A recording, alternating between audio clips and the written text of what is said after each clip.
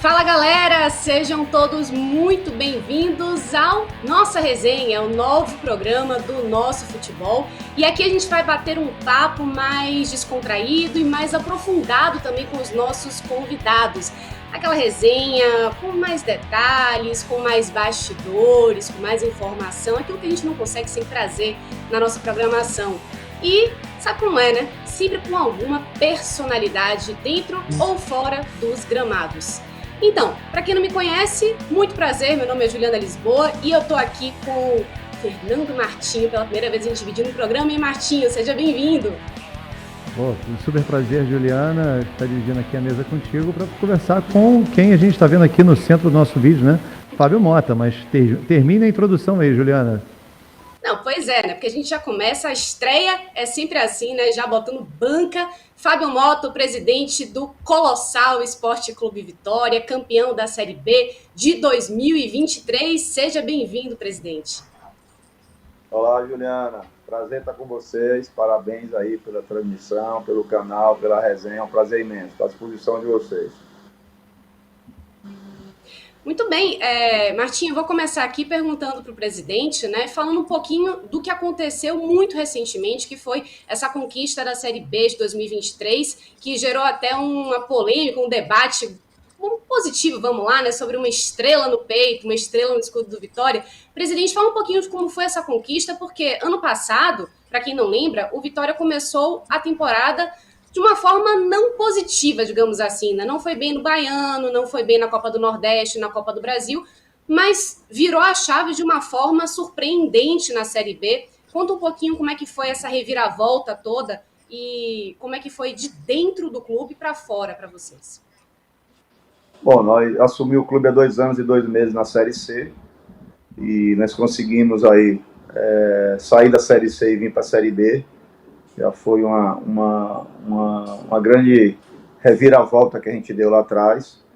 E assim chegamos na Série B, nós tivemos que desmontar todo o nosso elenco da Série C. Pelo fato de desmontar o elenco da Série C e montar um novo elenco da Série B, nós tivemos problema no primeiro trimestre. Fizemos uma pré-Nordeste, conseguimos classificar para a Copa do Nordeste, mas não fizemos uma boa campanha na Copa do Nordeste. Saímos da Copa do Brasil na primeira fase e fizemos uma péssima campanha no Campeonato Baiano, o que impossibilitava até então da gente não participar da Copa do Brasil. O Vitória, junto com o Atlético Mineiro, são os clubes que participaram de todas as etapas da Copa do Brasil. Até o ano passado isso era por ranking e passou a ser, até o ano retrasado, o ano passado, classificação no Campeonato Baiano. Então, essa eliminação prematura nossa no Campeonato Baiano fez a gente rever todo o nosso planejamento e todos os nossos objetivos. Ficou claro que a gente não ia ficar fora da Copa do Brasil, fizemos uma reunião em seguida aqui, mudamos toda a nossa preparação física e uma série de ações. Estava patente e claro de que o nosso problema maior era esse, até porque a partir dos 35 minutos do segundo tempo era quando a gente levava o gol do empate ou 2 gols de virada. Mudamos a sistemática, começamos o Campeonato Brasileiro não só da Série B, não só pensando em subir, mas em ser campeão. E planejamos para ser campeão. Beleza. E deu certo então esse planejamento, né? Da Série C, né? Queria que você falasse agora, então, dentro desse título. Teve uma declaração sua que disse que esse título da Série B era mais importante do que o título do seu rival, né, do Bahia, de 88. Queria que você falasse um pouco disso, mas também do ano de 2024 agora. Né? Quais são as pretensões do Vitória nesse ano de 2024?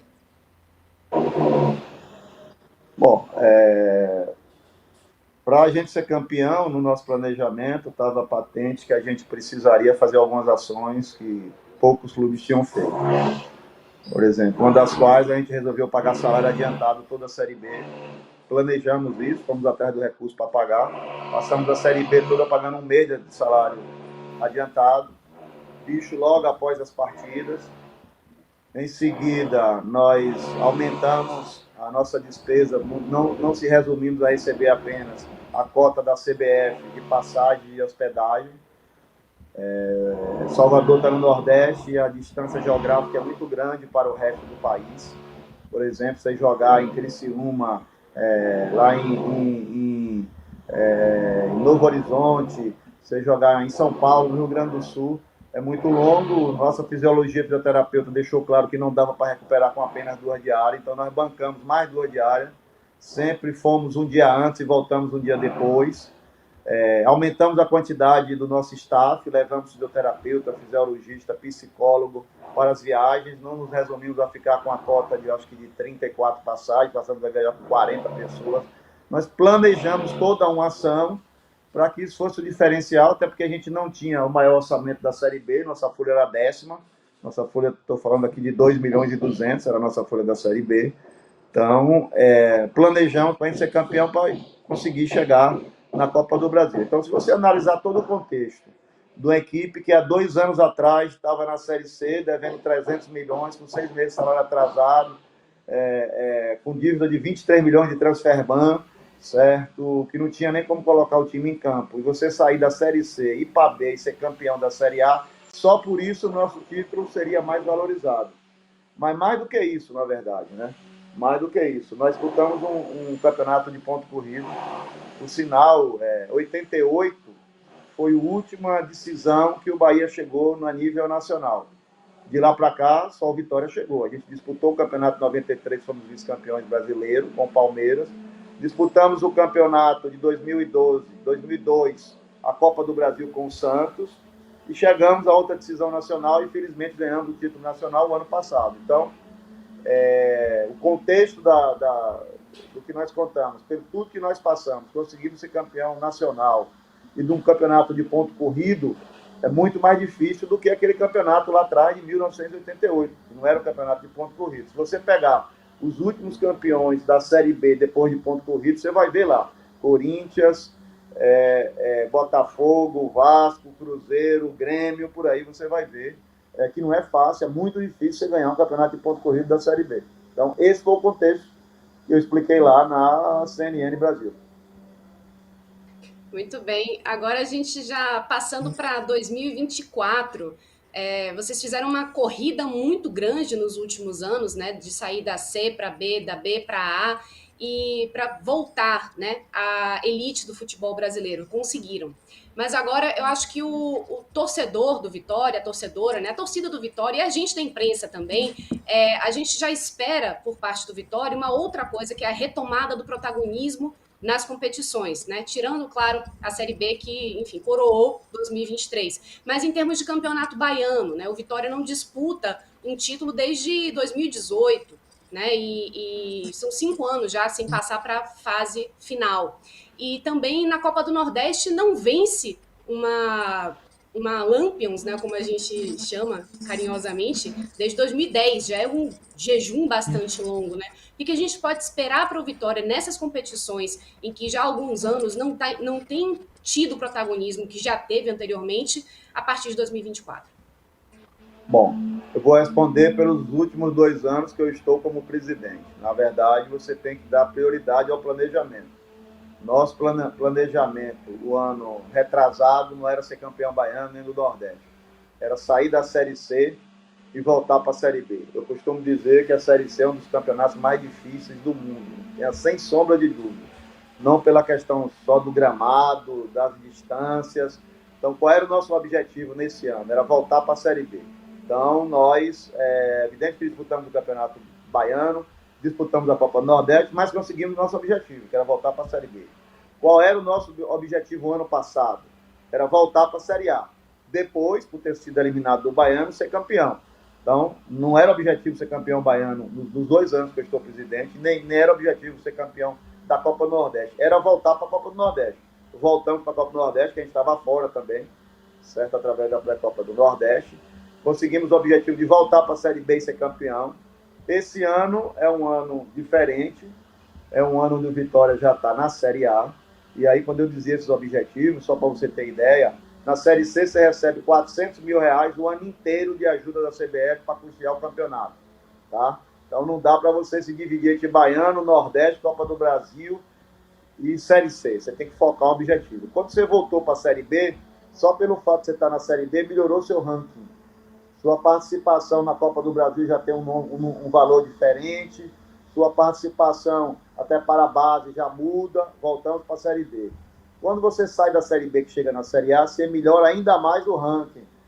A cota já é maior da Copa do Brasil, a sua base volta a disputar campeonatos que não disputava até então, de sub-20, de sub-17, valoriza a marca do clube, os patrocinadores investem mais, então é tudo uma estratégia que nós montamos.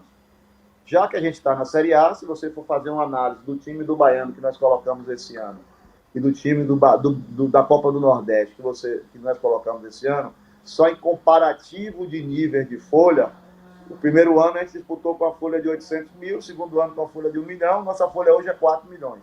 Por quê? Porque a gente já pode fazer investimento para pensar em ganhar o Campeonato Baiano e a Copa do Nordeste.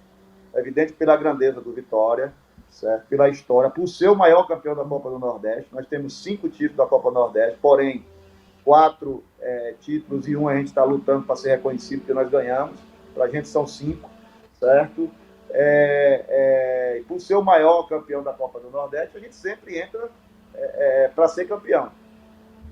Nós montamos, diferente esse ano dos outros, um time muito mais competitivo para buscar os títulos. Mas nosso objetivo esse ano, certo? E aí é dentro do nosso planejamento do orçamento, você não faz futebol sem recursos, sem dinheiro, não adianta que ninguém faz, é classificar para a Copa Sul-Americana. Aumenta nosso orçamento ainda mais, aumenta as cotas e melhora a nossa vida financeira. Mas é evidente que eu entendo que esse ano nós temos um time para brigar pelo título da Copa do Nordeste e a gente tem um time para brigar pelo título do Campeonato Baiano, porque esse ano você consegue fazer um planejamento maior porque os recursos são maiores. Vamos lá.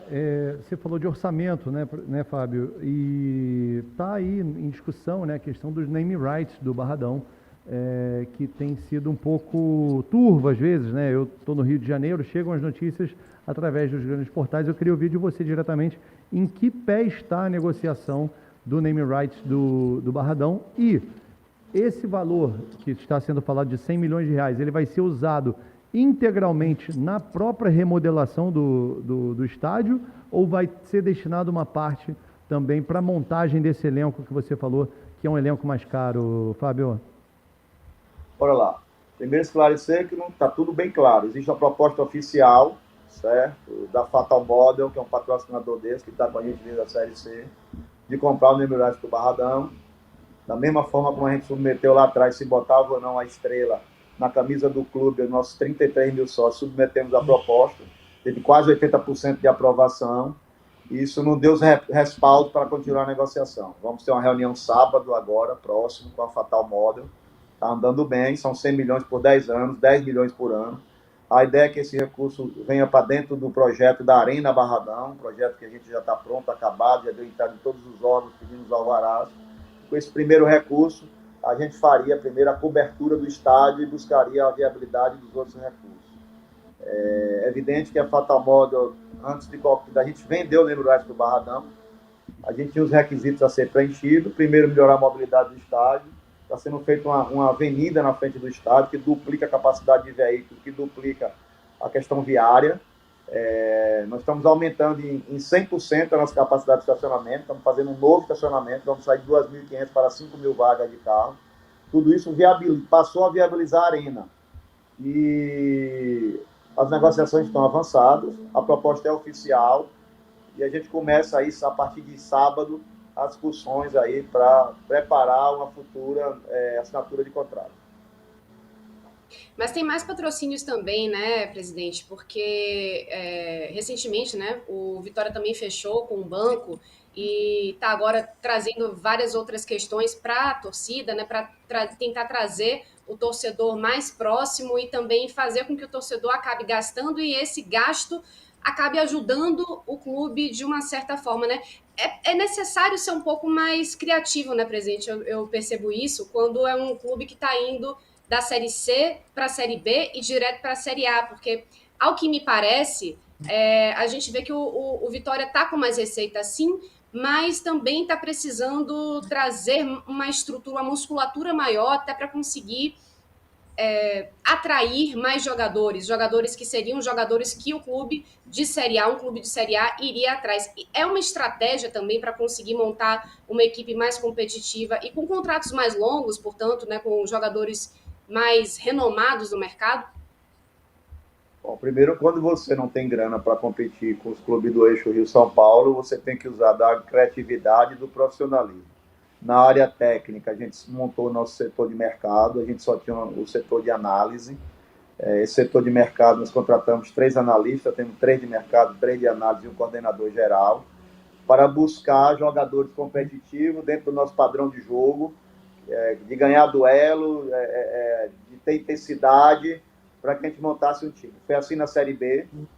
Na Série B a gente trouxe jogadores que ninguém conhecia, foram buscar o Dudu no Volta Redonda, o Mateuzinho no Ipiranga de Erechim, o Edson Lucas lá no Retrô da 4ª divisão, o Railan lá no Jacuipense, deu certo. Na Série A, só para responder essa questão da falta de grana, nós estamos partindo para o mesmo princípio. Primeiro, a gente sabe que a gente não tem um orçamento para jogar de igual para igual com os clubes do eixo Rio-São Paulo. Então, nosso setor, nós montamos um perfil de time que nós vamos querer, um time de intensidade, um time que vai ganhar duelo, um time forte fisicamente, forte em todos os sentidos, certo? E começamos a contratamos 10 jogadores inicialmente para repor os que saíram da Série B do ano passado, e agora mais 4 para aumentar o nível técnico do clube dentro do perfil do time que nós estamos querendo.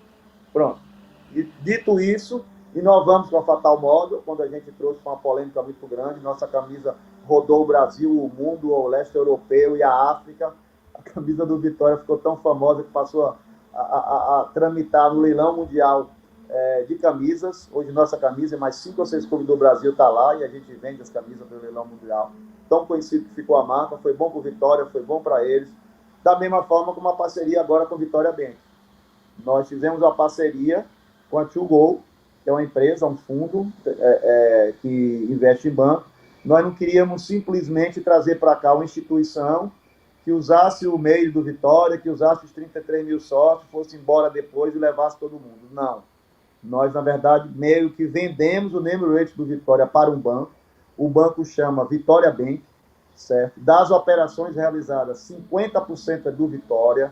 Ou seja, se você faz uma compra através de um cartão de crédito, da conta de água, de luz, do condomínio, do supermercado, do bar, de uma camisa do Vitória, aquilo vai gerar um índice que é para o banco, e daquele índice do banco, 50% é do banco, 50% é do Vitória. Certo? Por isso que nós fizemos coletiva, chamamos a torcida, até porque todo mundo hoje paga condomínio, paga água, paga luz. Eles passaram a pagar no cartão do Vitória, que o Vitória passa a ter efeito, certo? Além do próprio patrocínio. Então, é mais uma inovação, sim. São as formas que a gente cria para gerir, viver. Nós montamos primeiro aqui uma gestão profissional, para mostrar que não precisa ser sapo para ser profissional. Montamos uma gestão transparente. Aqui a gente tem uma equipe grande, não tem o personalismo na pessoa do presidente. Temos 10 diretores, cada um cuida de sua área, distribui competência, e tem o coordenador, que é o presidente. Então, a forma que a gente gere o clube há 2 anos e 2 meses realmente é inovador e é diferente de quase tudo do que já se viu no Brasil. Eu concordo com você. Presidente, com relação, você falou agora um pouco mais de campo e bola, né? Você falou de montar um time fisicamente, né, apto para disputar uma Série A, porque o sarrafo realmente é mais rápido, é mais alto, e você falou, né, a questão orçamentária também. Os clubes do Sul e Sudeste levam uma vantagem aí nesse sentido. Mas essa questão da intensidade física, você trouxe um jogador que todo mundo sabe das qualidades técnicas, que é o Luan, e que vem passando, né, por um momento já longo até, de se reencontrar.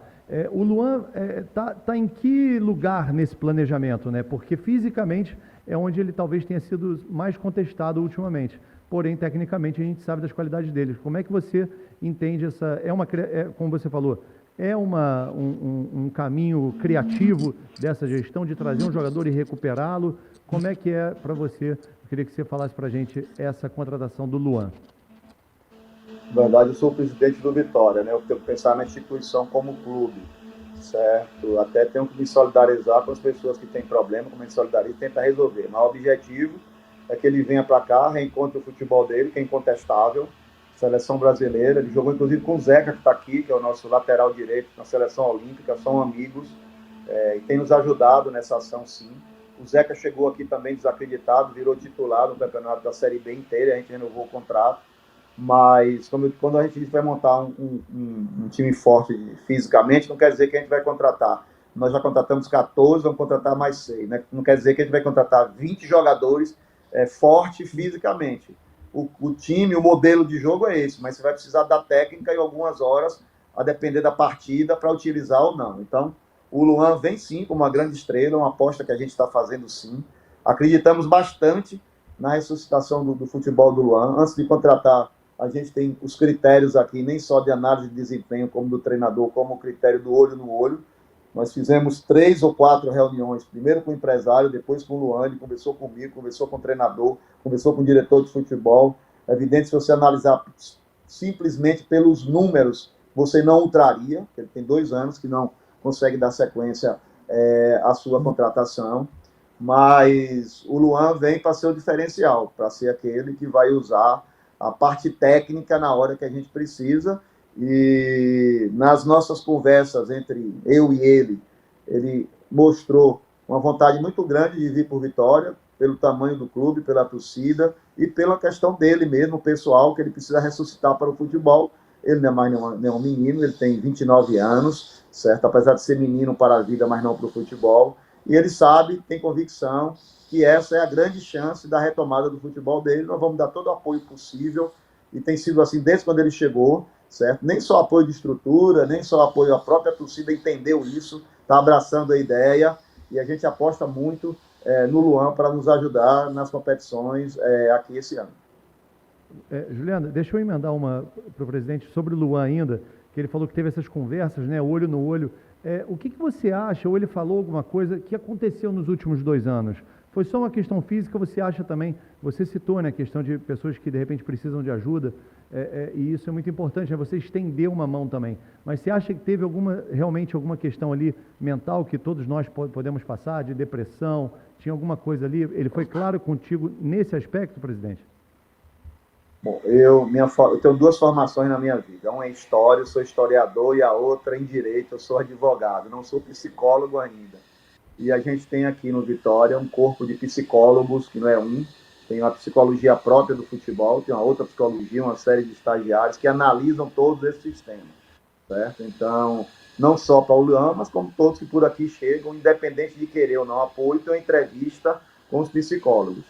É evidente, não precisa de mim nem de você para discutir o que aconteceu nele nesses últimos 2 anos. Eu acho que o que nós temos que fazer é diagnosticar, chegar, como eu falei lá atrás, quando a gente foi eliminado das competições há 2 anos atrás. Diagnosticamos, encontramos a causa e tratamos a causa. É a mesma coisa que a gente vai tentar fazer aqui, através dos técnicos e dos doutores que têm conhecimento na área. Futebol, o Luan tem, ele precisa se sentir bem, ele precisa se sentir confortável, e ter vontade e prazer de jogar. Pode ter certeza que no Vitória ele vai ter.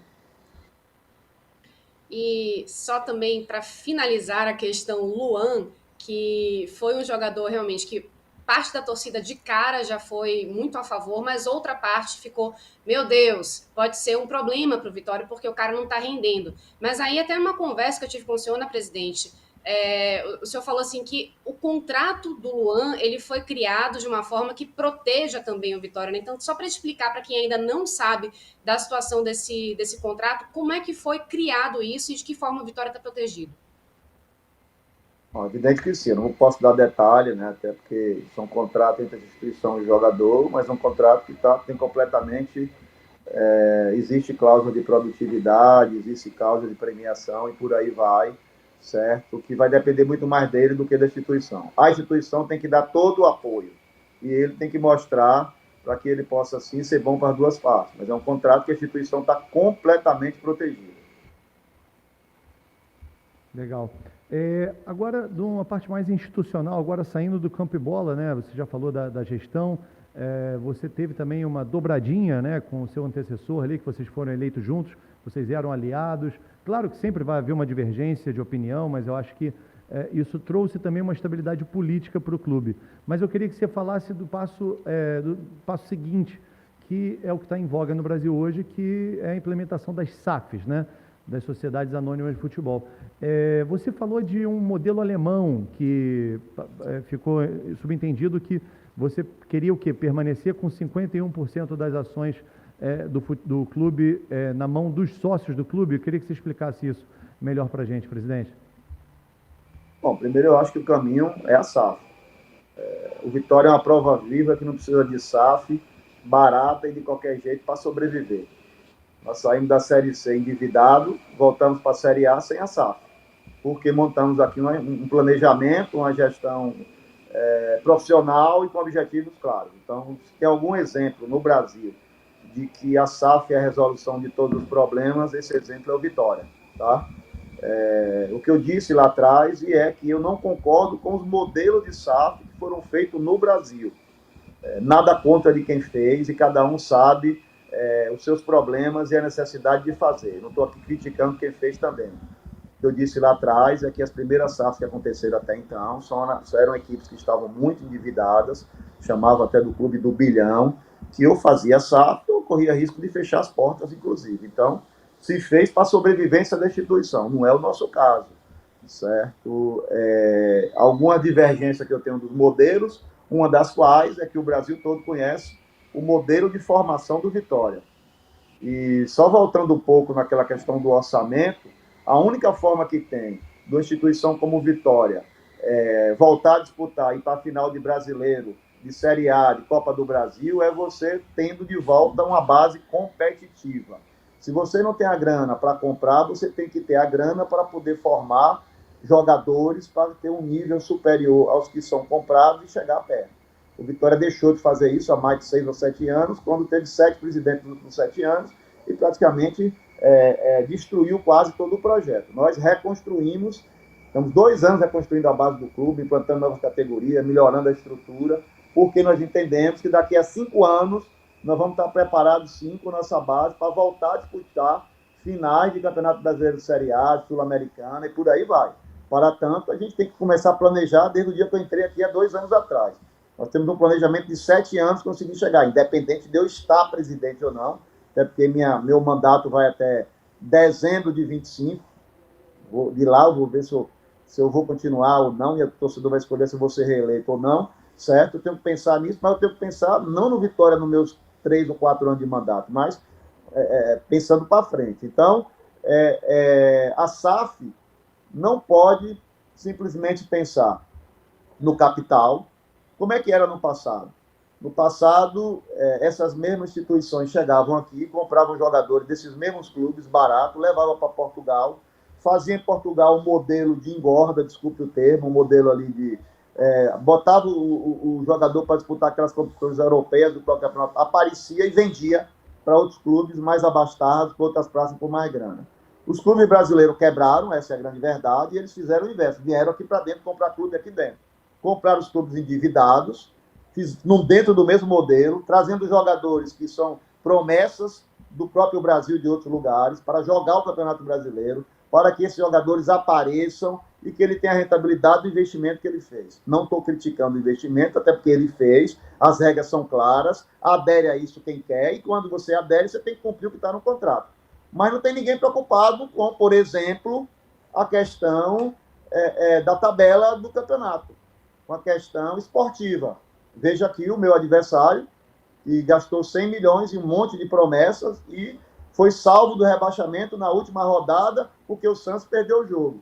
Se você pegar os 4 clubes que caíram, os 4 são SAF. E os que ficaram um pouquinho assim também são SAF. Então, ao meu ver, na minha modesta opinião, esse modelo não me satisfaz. Além disso tudo, todo mundo que vendeu as equipes, que entregou o futebol, que vendeu patrimônio, sou contra vender 100% do futebol, sou contra vender patrimônio, entregou de brinde, de graça, a base.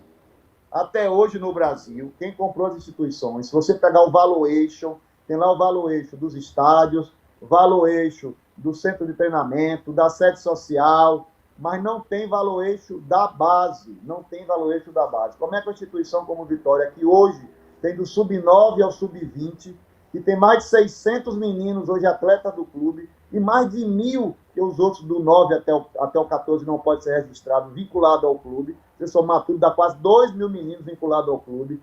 Como é que você pega isso e entrega para quem está comprando sem um preço de graça? Dou um exemplo claro aqui, rápido. As últimas 2 grandes revelações do Vitória é Davi Luiz e Hulk. Um dos dois pagaria os 200 milhões que o Vitória deve hoje, ainda sobrava um bocado de dinheiro. Então, para mim, esse modelo que foi implantado no Brasil até agora não me satisfaz. O que é que o Vitória precisa fazer? Primeiro, resolver internamente que modelo você quer para a instituição. Antes de fazer a SAF, você tem que aprovar um modelo. O modelo que eu defendo é baseado, sim, no modelo alemão. É o modelo onde o clube continua com a maioria, certo, das ações para o clube. Você vende 49%, que isso pode ser colocado na bolsa para o próprio sócio do clube comprar, ou para o sócio minoritário vir ser parceiro da equipe e caminhar junto e desenvolver daí em diante. Esse é o modelo que eu defendo, certo? E um modelo que você valorize a base. Perfeito. Presidente, eu vou pegar só um gancho de uma coisinha que o senhor falou para já emendar uma outra parte assim de uma conversa que é também muito interessante a gente se tratando do Vitória. Que é o seguinte, o senhor falou, se eu for reeleito, primeiro ainda tem que completar o mandato, que é uma coisa que ultimamente, nos últimos 10 anos, digamos assim, tem sido difícil para um presidente do Vitória, né? Pra você ter uma ideia, né? Alex Portela foi o último a conseguir isso, né? Falcão renunciou em 2015, foi substituído por Raimundo Viana, que foi o vice-presidente que tomou conta do clube no restante do mandato, né? Teve Ivan de Almeida, que foi em 2017 eleito, né? Depois bora fazer assim. Bora fazer assim, não precisa citar nome, não, que é capaz de cair até o telhado aqui do clube. Não, mas pera lá, né? Não, assim, presidente, eu tenho que falar...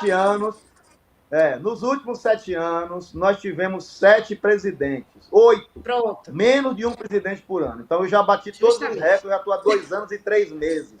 Eu pretendo, sim. Primeiro, a gente tem que pedir permissão a Deus. Aí não sou eu, nem você, pronto, certo? Que vai definir. Então, eu sou uma pessoa muito temente a Deus, tenho muita fé em Deus. Primeiro, a gente tem que pedir permissão a Deus para dar vida e saúde para chegar até dezembro de 25.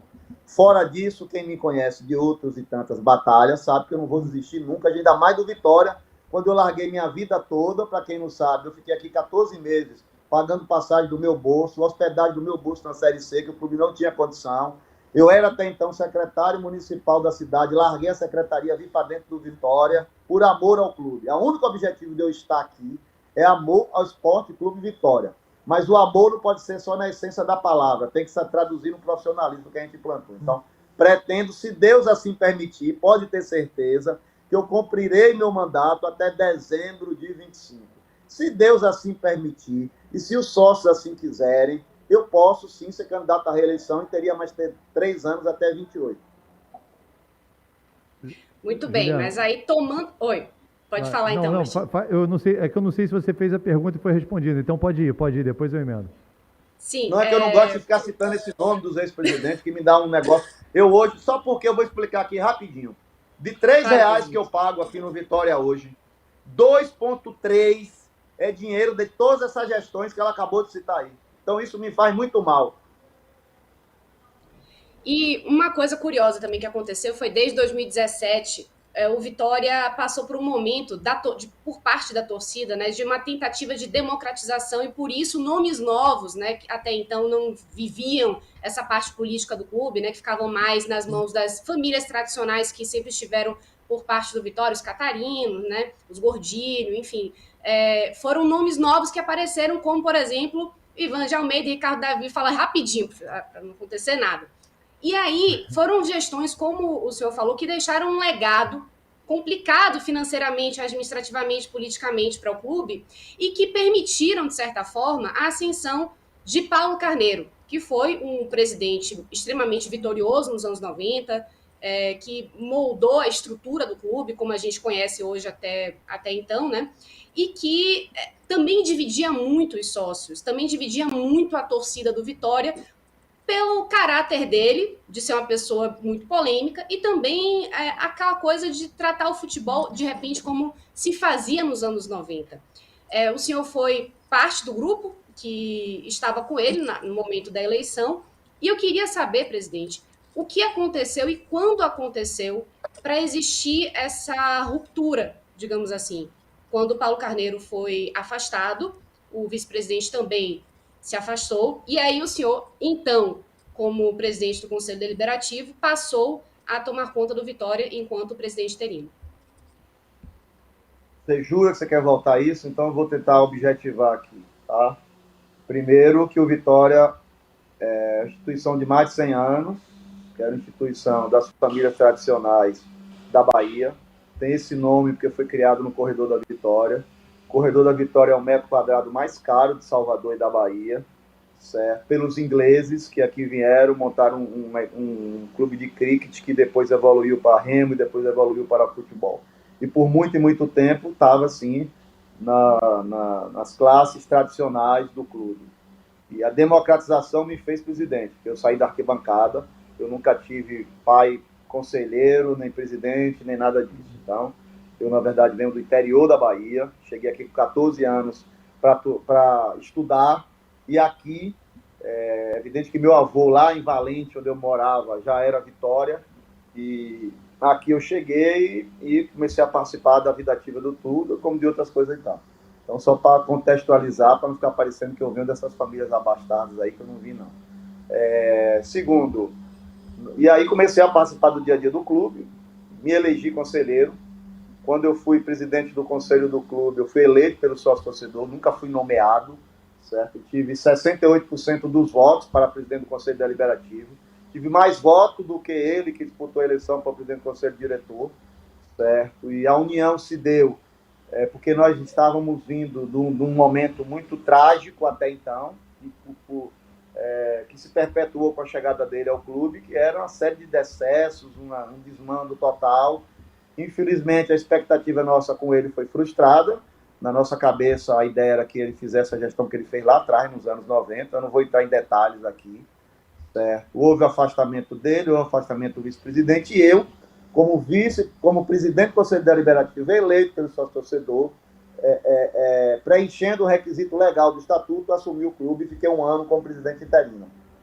Bom, o que me fez, a partir daí, largar minha vida profissional, largar minha vida pessoal e me dedicar ao Vitória, foi a consciência pesada de ter contribuído, é evidente que não foi o único, mas ser um dos quais que contribuiu para a volta dele e o que aconteceu com o clube. Eu não me perdoaria, não botaria minha cabeça no travesseiro e não dormiria bem o amor que eu tenho pelo clube, a relação que eu tenho com o clube, para dizer que eu ajudei a chegar ao clube nessa situação. Porque no caminho que o clube ia parar na Série D. Certo? Como outros tantos tradicionais que a gente tem, certo? Que hoje está lá nesse caminho. Estava caminhando para isso. Então, o que me fez ser candidato a presidente do clube, ter largado a minha vida e minhas funções, foi isso aí. Então, um dos motivos de eu ser presidente do clube hoje foi isso aí. Quando eu entro, na verdade, dentro de um projeto, aí eu continuei, me candidatei a presidente do clube, através do voto do sócio-torcedor, tive 70% dos votos, quando o Vitória ainda estava na Série C, certo? E pretendo concluir meu mandato até dezembro de 2025. Presidente, você falou, né, do seu amor pelo Vitória e muitas vezes tem o fogo amigo, né, que é justamente a oposição interna, às vezes ela é pior do que o seu adversário, né, que é aquele seu rival esportivo, que no caso é o Sport Clube Bahia. E eu queria que você falasse, não comparando os modelos de SAF, porque você já demonstrou ser contrário ao modelo de SAF, né, do Bahia, mas eu queria que você falasse do fundo do seu coração, assim, essa parte mais passional, se você torceu para o Bahia ser rebaixado ou se você torceu para o Bahia permanecer na Série A, já que o Vitória já estava com o acesso bem encaminhado. Eu pergunto isso, presidente, vou fazer só um adendo na minha pergunta, porque Eurico Miranda, né, que foi um dirigente polêmico dos anos 80, 90, ele foi o grande artífice de viradas de mesa, por exemplo, para o Fluminense não ser rebaixado ali em 97. O Bahia também. O Bahia entrou nisso aí. O Bahia estava na Série C e voltou junto com o Fluminense. Então, o Eurico Miranda aprendeu, na verdade, com Francisco Horta, que foi presidente nos anos 70 do Fluminense, que era um presidente que gostava de promover o clássico. Por isso que eu quero te dizer, o quão importante é a presença do Bahia na Série A ao lado do Vitória, ou se você preferia que o Bahia tivesse caído e o Vitória estivesse na Série A, queria que você falasse sobre essa importância. Bom, primeiro que eu me preocupo com a minha vida, com a vida do Vitória. Eu estou presidente do Esporte Clube Vitória. Então, eu não costumo muito pensar na estratégia do outro. Eu penso na minha estratégia e quais os efeitos que eu tenho para derrotar o outro. É evidente que é muito melhor você derrotar o seu adversário quando ele está forte. Então, é muito melhor você ganhar um Bavi, os dois estando na Série A, do que você ganhando o Bavi, estando um na Série A e um na Série B. Então, não tenha dúvida nenhuma. Agora, o futebol ele é feito de números, não é feito só de paixão. Eu costumo dizer que, antes de ser presidente, eu sou torcedor. Eu só não sou torcedor na hora de tomar decisões aqui que eu tomo pela técnica, pelo profissionalismo e ouvindo as pessoas que estão ao meu redor. É evidente que sim. Mas eu tenho o meu lado torcedor. O único clube meu é o Vitória. Eu só tenho o Vitória como torcedor. Então, se você me perguntar, vamos lá, o Bahia vive uma SAF, que tem lá o contrato dele da SAF, que tem lá os investimentos dele que tem a ver com a Série A, com a Série B, com a Série C. Então, eu não conheço o contrato do Bahia. Mas se você me perguntar, como torcedor, se eu preferia que o Bahia tivesse na Série A e na Série B naquele momento, eu não sou falso, não fico em cima do muro, e com certeza eu queria que ele tivesse caído. Não minto isso para ninguém. Como presidente de clube, pensando na questão econômica, é melhor vencer ele na Série A. Então, para mim, tanto faz. Eu não estou muito preocupado com o Bahia, não. Estou me preocupado com o Vitória e montar um time para poder derrotar a Bahia. E agora a gente se encaminha para uma outra área, que é uma área que o Vitória sempre foi muito tradicional também. Como o próprio presidente falou, o futebol foi um dos últimos esportes, uma das últimas modalidades esportivas a entrar nesse clube. E eu queria falar também sobre o futebol feminino do Vitória, que pela primeira vez, desde 2 anos, 3 anos, está de volta a uma série nacional, que é o A3, né? Conseguiu chegar a uma final de campeonato baiano, não venceu o Bahia, mas deu trabalho, primeira coisa.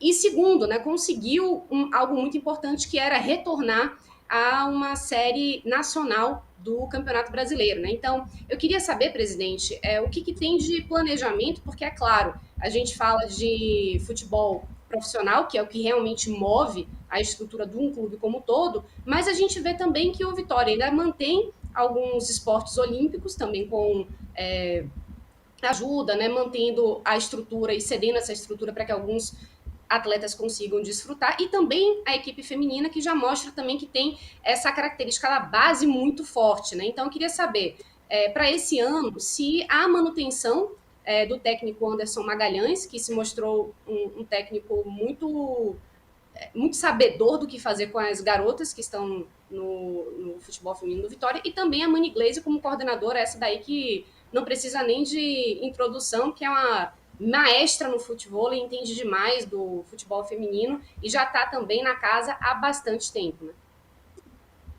Bom, vamos lá.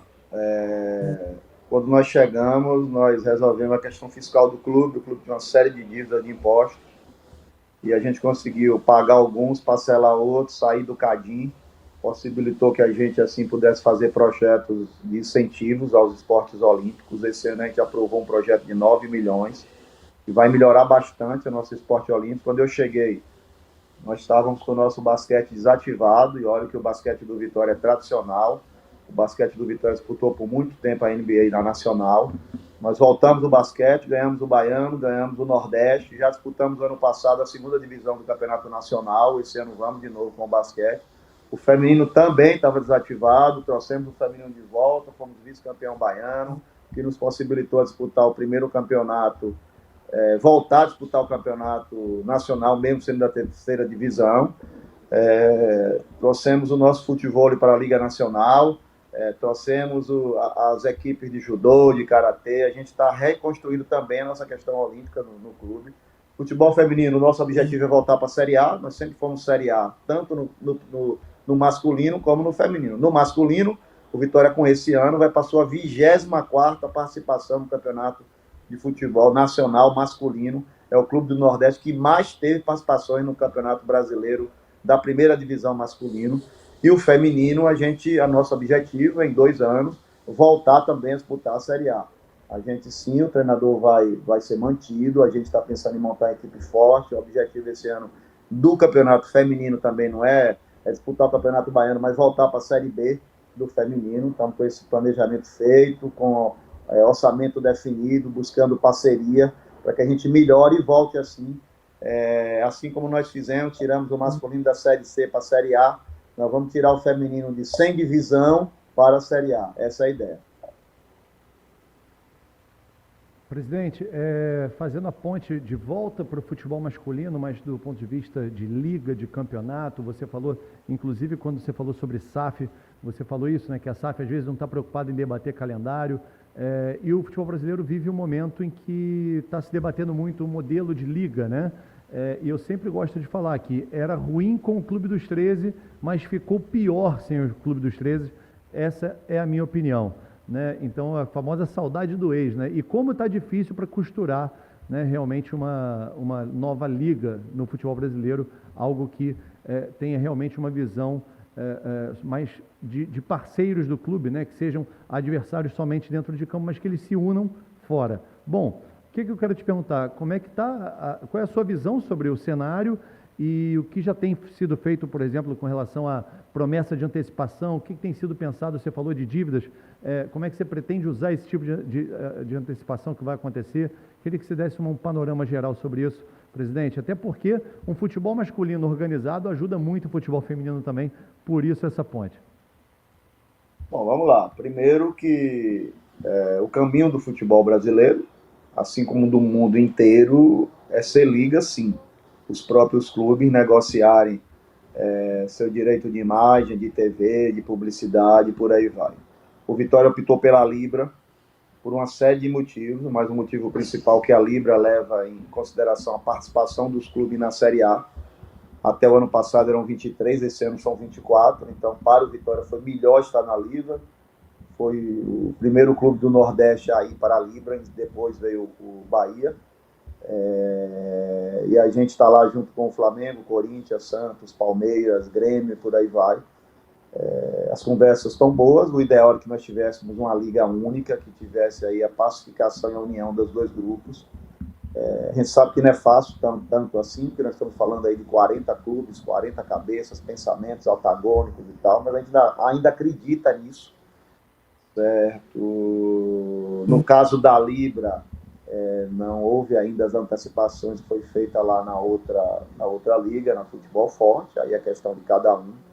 Eu não me sentiria à vontade de gastar dinheiro em antecipação que não seja em pagamento de dívida, até porque no nosso caso seriam 20 anos de antecipação, no caso de lá são 50 anos de antecipação, ou 20 ou 50, você vai ficar 20 ou 50 recebendo menos 20% do que você receberia, e as dívidas vão continuar do mesmo valor. Então, no meu ver, na minha modesta opinião, no meu objetivo, sim, o Vitória vai receber os recursos de antecipação, sou favorável à Receita, contanto que esse recurso seja 80% pelo menos para pagar as dívidas trabalhistas, as dívidas cíveis, as dívidas de CNRD, e que você quite esse passivo que o clube existe para melhorar. Então, esse é o meu pensamento.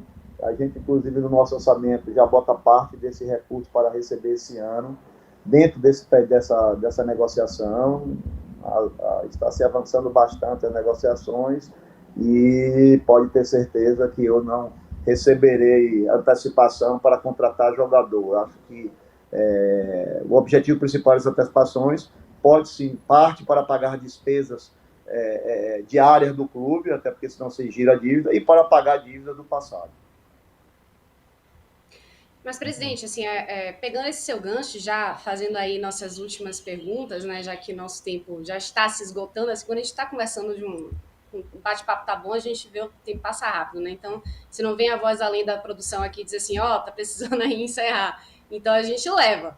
Mas, o senhor fala aí da Libra e da Liga, então acaba trazendo para mim uma sensação de futuro, de que está se pensando para frente, né? Então, com esse norte, o que a gente pode vislumbrar para o futebol brasileiro, em que o Vitória, obviamente, faz parte, daqui a uns 10 anos? já pensando em uma consolidação de uma liga, já pensando de uma reformulação no calendário, o que para você, presidente, seria uma construção mais viável de um futebol mais saudável e como o Vitória estaria inserido nesse novo futebol, digamos assim?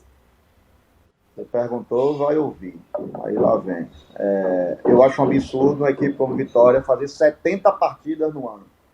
É uma loucura você fazer 70 jogos, que é o que está planejado para a gente fazer hoje, entre Campeonato Baiano, Copa do Nordeste, Copa do Brasil e Série A do Brasileiro. Isso é uma loucura, você acaba contratando um elenco maior do que seria normalmente, o investimento passa a ser maior, e nisso aí você tem uma série de ações, por exemplo, nada contra, mas você joga no Campeonato Baiano em alguns gramados que você faz investimento para montar um time pensando na Série A, mas você tem que levar aquele time para aquele gramado, para aquelas condições, porque aquilo ali vale uma vaga para a Copa do Brasil. Então, se você me perguntar, eu sou um grande crítico do calendário do futebol nacional. Eu acho que não tinha necessidade mais de ter campeonatos estaduais. Sou fervoroso defensor do fortalecimento das Copas regionais. Eu entendo que a Copa do Nordeste deveria ter 3 níveis da Copa do Nordeste, a Série A da Copa do Nordeste, a Série B da Copa do Nordeste, a Série C da Copa do Nordeste. Você já ganharia muito nesse calendário. No segundo semestre você teria o Campeonato Brasileiro e a Copa do Brasil e sobraria data para você disputar de forma tranquila uma Sul-Americana ou uma Libertadores. Você tem que passar por toda essa reformulação para que você tenha também uma coisa competitiva a nível mundial. Então, é um absurdo você jogar 70 partidas, você tem condições complicadas, você tem um país continental, certo? Você vai jogar a Copa do Brasil, o seu primeiro jogo, geralmente, o Vitória vai sair daqui, vai lá para o interior do Rio Grande do Sul, para o interior do Amazonas, tem sido assim nas últimas vezes, e ao mesmo tempo você tem que jogar o Campeonato Baiano, você tem que jogar o Campeonato Brasileiro, tudo junto, e a Copa do Nordeste. Por exemplo, esse ano melhorou um pouco pelo fato de eu ter sido campeão aqui da Série B, eu só vou entrar na terceira fase. Mas a Copa do Nordeste começa em fevereiro, e vai estar tendo o Campeonato Baiano, e que entre isso aqui vai entrar uma Copa do Brasil para quem é do Nordeste ou de qualquer outra região do país e não entre na terceira fase. Então veja o tamanho do absurdo que é. Eu defendo que o calendário seja um calendário único, sou defensor sim da uniformização mundial das janelas, que você passa a ter parâmetros de inscrição, até aí tudo bem, mas que a gente fortaleça as competições regionais e tenha como prioridade o Campeonato Brasileiro. O Campeonato Brasileiro ele pode ser mais extenso se você diminuir uma série de competições e mais competitivo. Muito bem, falou e disse, né, Martinho? A gente já está chegando nos arremates, né? Mas passando aí a palavra para você. É muito bom ouvir, e a gente sente quando, né, o entrevistado está sendo mais político ou mais sincero, né, e a audiência também tem essa capacidade de perceber. Gostei muito da sua proposta de reformulação. A questão das janelas realmente tem sido um problema crucial no futebol brasileiro que não tem sido dada a devida atenção, né? Porque os times eles se formam no primeiro semestre, perdem 2, 3 jogadores que se destacam na janela europeia, e como é que você termina o ano? Né? Então, de repente, um time pode começar com chance de título e terminar rebaixado. Por falar nisso, nas minhas considerações finais, aproveitar para agradecer o tempo do presidente, foi um prazer estar falando com você, Fábio. Eu sou um pouco mais jovem que você, mas eu vi muito bem aquele time com Paulo Isidoro, Alex Alves, sou saudoso do Vitória forte, e vou torcer por muito sucesso do Vitória, não por estar falando contigo, mas também do seu rival Bahia, porque eu quero ver a dupla Bavi na Série A por muito tempo. Eu torço, meu time são os clássicos, até falo isso, né? Eu não torço para nenhum time, não estou escondendo o jogo aqui, eu torço para que haja clássico, eu torço para o Brapel lá em Pelotas, eu torço para o Derby Campineiro, torço para o Bavi, esses são os meus times, torço muito mesmo para que o Vitória permaneça na Série A por muito tempo. Obrigado, presidente, e boa sorte, como eu vinha falando. Eu que agradeço, foi um prazer falar com vocês, parabéns pelo programa, disposição aqui. Que Deus fique com todos nós e que nos ilumine aí os próximos caminhos. Obrigado. Bom, minha gente, com isso a gente vai encerrando o primeiro Nossa Resenha. A gente já começou botando o sarrafo lá em cima e ficamos aqui no aguardo de outros personagens, de outras conversas e, claro, com a sua audiência. Muito obrigada e até a próxima. Tchau, tchau.